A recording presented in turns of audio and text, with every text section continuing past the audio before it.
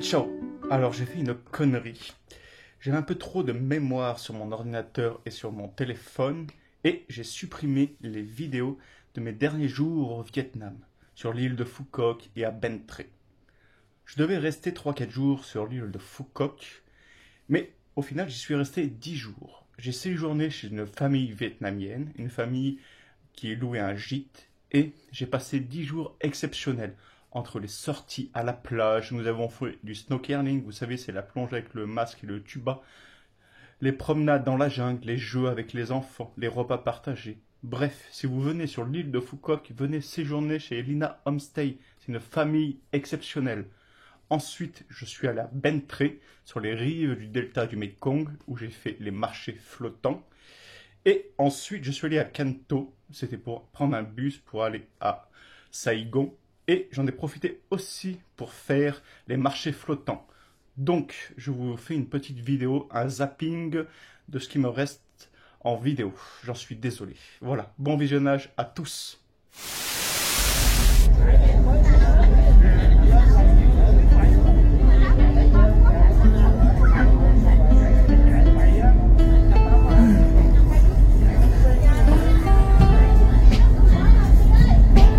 Allez, c'est parti pour aller visiter l'île de Phu Quoc.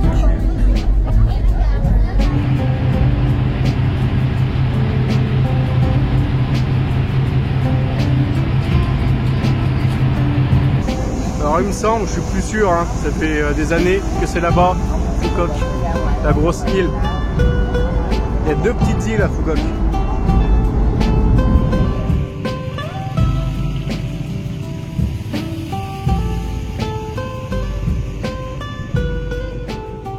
Alors j'étais déjà venu à Phu Quoc il y a 7 ans de ça, c'était il y a 7 ans, c'était en 2015. Et là je cherchais une plage isolée pour aller me baigner tranquillement. Et je suis retombé dans le même quartier où on avait dormi il y a 7 ans avec mon ancien compagnon de voyage, Camille. Je te fais un gros bisou, je suis à l'île de Phu Quoc. Voilà, tu t'en souviens à Phu Quoc comme on avait brûlé les planches du dance floor de Phu Quoc dans les boîtes de nuit un peu plus haut. Oh là là, qu'est-ce qu'on avait passé du bon temps ici à Phu Quoc. Tous les souvenirs se reconnectent, ça se reconnecte là-haut. Je me rappelle même, ici on avait loué des scooters et on est allé acheter du poivre. Voilà, donc Camille c'était mon ancien compagnon de voyage, je te fais un gros bisou, c'était la meilleure. Je suis à Phu Quoc, Camille. Alors lui c'est mon copain, ça y est, je me suis fait un nouveau copain. Il me suit de partout. C'est mon pote, il me parle en vietnamien mais je comprends pas. Ah mon ami. I don't understand. Not get pap yet. Not get bap yet. Fap. Just fap. Just fap. Je vous dis que je parle pas vietnamien, juste français. Ça c'est mes copains vietnamiens.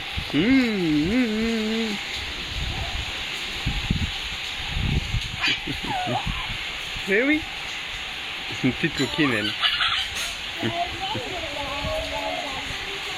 Elle est contente, elle mange du riz. Miam miam, comme. Pour célébrer la fête nationale du Vietnam, avec ma petite famille, nous avons fait un tour de barque sur Venice Grand World Tour. Il s'agit d'une attraction touristique, fortement inspirée de la ville de Venise. Pour moi, c'est un peu trop Disneyland, je n'ai pas du tout accroché, aucun charme. Mais l'île de Phu Quoc possède de nombreux charmes, ses plages, sa jungle. Son activité principale est la production de poivre noir, l'un des meilleurs au monde.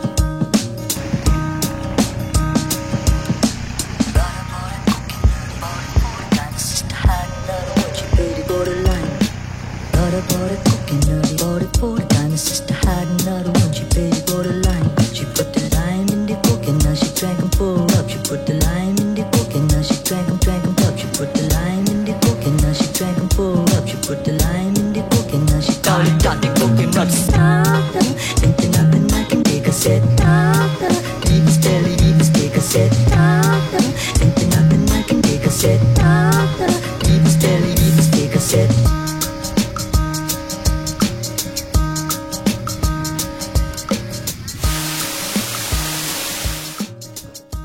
Ah, laissez-moi vous parler des marchés flottants. Indiscutablement l'attraction à faire sur les rives du delta du Mekong. Le Mekong est le véritable poumon de l'Asie du Sud-Est. Dans le sud-ouest du Vietnam, vous trouverez de nombreux marchés flottants. Le plus connu est celui de Cai Reng, situé à côté de Kento. Chaque jour, à l'aube, des centaines d'embarcadères chargés de fruits et de légumes convergent sur le fleuve. De nombreux petits producteurs viennent vendre leurs récoltes aux grossistes et aux restaurateurs. C'est un spectacle à faire absolument lors d'un voyage au Vietnam. Hãy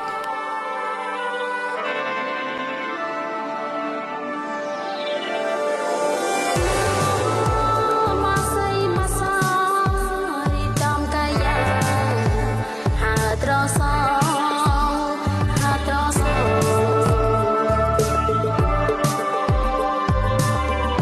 kênh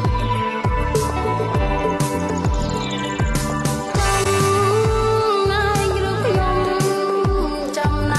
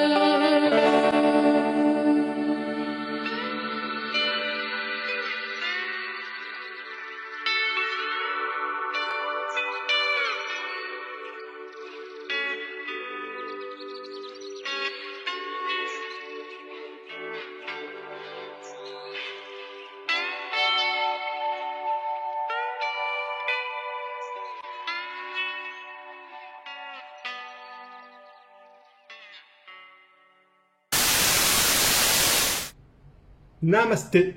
Et oui, je suis arrivé en Inde.